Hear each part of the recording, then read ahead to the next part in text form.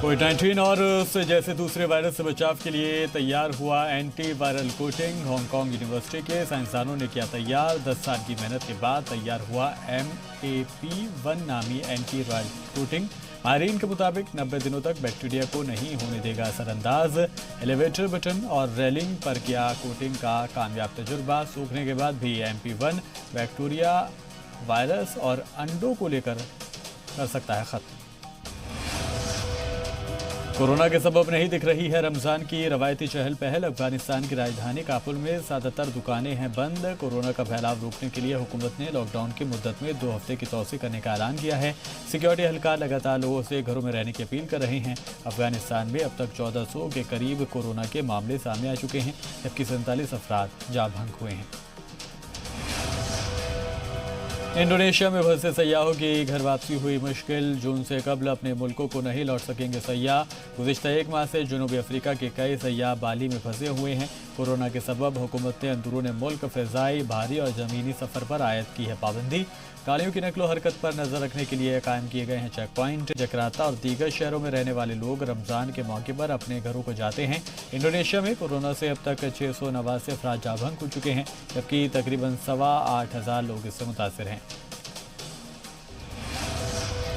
राजधानी अम्मान वाक़े Prince Hamza queen Alia hospital में तैनात डॉक्टर्स, नर्सेज और दीगर अमले से शाही जुड़ा हुआ मुखातिब। कोरोना वायरस के खिलाफ दिन रात काम कर रहे तिब्बी अमले का अदा किया शुक्रिया। माह रमज़ान की दी मुबारकबाद। लॉकडाउन में तदरीजन नरमी का इशारा दिया है। उर्दन में कोरोना के अब तक सिर्फ 441 मामले सामने आए हैं। इनमें से 7 अफराद जाँ भंग हुए हैं। न्यूयॉर्क में कोरोना वायरस से हलाक होने वालों की तादाद में कमी आई है। पिछले 24 घंटों में मजीद 367 अफराद हुए हैं जाँ भंग। गुज़िश्ता 30 मार्च के बाद पहली दफ़ा एक दिन में कोरोना से इतनी कम तादाद में लोगों की मौत हुई है। गवर्नर एंड्रयू क्योमो ने दिन तामीरात और मैन्युफैक्चरिंग शोबे को खोलने का इशारा दिया है। कहा कि ज़रूरी एहतियात के तौर पर 15 मई से तजारती और कारोबारी सरगर्मियाँ शुरू करने की इजाज़त दी जा सकती है। न्यूयॉर्क के बरखिलाफ रिपब्लिकन पार्टी की ज़ेर क़यादत रियासतें लॉकडाउन को लेकर लचीला रुख अख्तियार किए हुए हैं। कोरोना वायरस के सबब अमेरिका में बेरोजगारी की शरह में 16% या उससे ज़्यादा का इजाफा हो सकता है। व्हाइट हाउस के इक़्तिसादी मुशीर केविन हेज़ेट का मानना है कि ठोस पॉलिसी के ज़रिए लोगों का एतमाद हासिल करने की ज़रूरत है। हुकूमत और आवाम को किया खबरदार। कहा मई और जून में हालात मज़ीद हो सकते हैं ख़राब।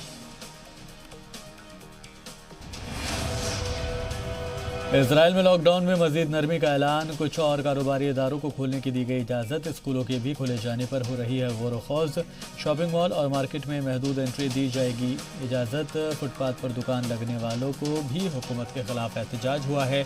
फुटपाथ पर दुकान लगाने की हुकूमत ने इजाज़त नहीं दी है। जर्मनी में अस्पतालों की नॉर्मल सर्विस शुरू हुई। हेडलबर्ग वाक़े अस्पताल में कोरोना के अलावा दूसरे मरीजों के लिए भी OPD शुरू हो गई है। कोरोना टेस्ट के साथ साथ दूसरे मर्ज में मुब्तला मरीज भी किए जा रहे हैं एडमिट।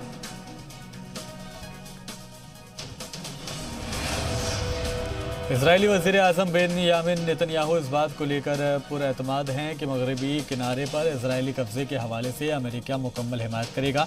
उन्होंने कहा कि अमेरिका के ताउन से आइंदा गर्मियों में मकबूजा मगरबी किनारे के बेशतर हिस्सों को इसराइल में जम कर दिया जाएगा। इसराइल हामी ईसाइयों से खिताब करते हुए नेतन्याहू ने कहा कि डोनाल्ड ट्रंप के मुजव्वज़ा मशरिक़ वस्ता अमन मंसूबे से दर्जनों बस्तियाँ और स्ट्रेटेजिक लिहाज से अहम मानी जाने वाली उर्दन के इलाके इसराइल के कब्जे में होंगे। टेक्सास फायरिंग वाक़े में मरने वालों की तादाद 23 हो गई है। इत्तलात के मुताबिक अस्पताल में ज़ेर इलाज वाक़े में ज़ख्मी शख्स अपने ज़ख्मों की ताब ना ला सका और फौत हो गया।